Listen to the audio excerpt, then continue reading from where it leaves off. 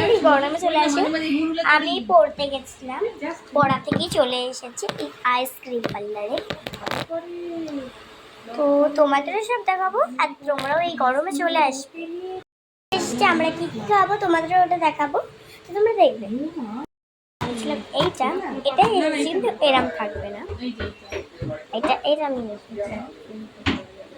তো এই যে আমরা যেরাম দেখলাম সেরামই এই যে খাবাও শুরু করে চলে এসেছে।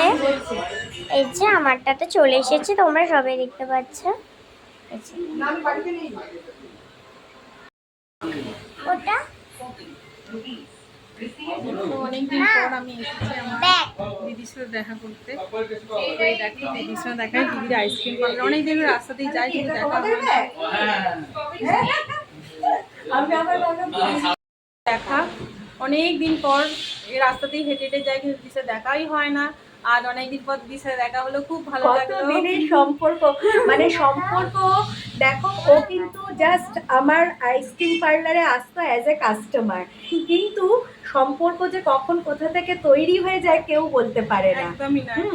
সেই কিন্তু মাঝখানে অনেকদিন দেখা হয়নি, কিন্তু দেখো যখনই দেখা হলো দুজনে একেবারে যেন আবেগে ভেসে গেলাম, তাই না?